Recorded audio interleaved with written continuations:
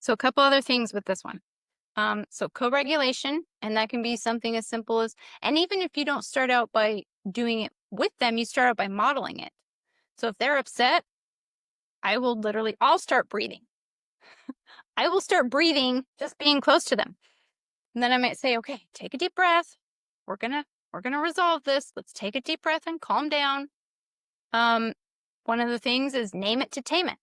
Naming your child's emotions helps them to identify what they're feeling so they know what to do about it.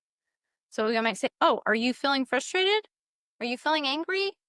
Are you feeling, and I'll mention things. And like I've said before, even if I name the wrong emotion, it helps them identify because they're like, no, I'm not, I'm feeling this. So it's helping them to name what they're feeling, which helps them to then be able to calm down because identifying emotions is powerful. And you can even be funny with that too. They're all just If whatever. it works. If it works. Again, just use it. It's on the Oh, child. are you feeling really cold? Yeah. Like, Yeah. I'm not cold. Oh, well, what are you? Are you jealous? Are you feeling jealous of my muscles right now? Is this what's going on? And they're like, okay, well, what is it? Right. And you're just working your way in and trying to identify it. And they're like, oh, it's this. And don't stop at the surface level. It's like, oh, you're angry. No, it's actually down. Like, I actually feel neglected.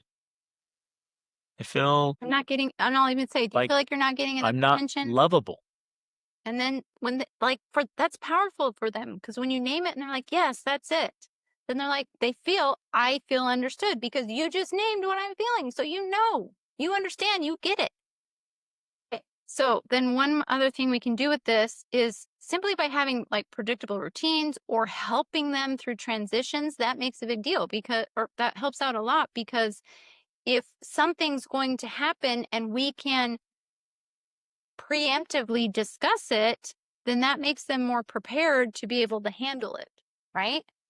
So it's like, okay, this is what I would do with my little kids at the park all the time or something. I would tell them, I'm like, we're going to leave in 10 minutes. And then they would usually say something like, no, 15. I'd be like, okay, fine, 15 minutes, right? But now they're prepared and they've opted in and they feel like they had power in the decision because they chose the time. And I'm like, great. And so that prepares them mentally. It's to make the transition of now we're going home, as opposed to like, we're leaving now. Come on, let's go. Get in the car. Stop it. Stop complaining. I'm never bringing you to the park again because you do this all the time. That doesn't work, right?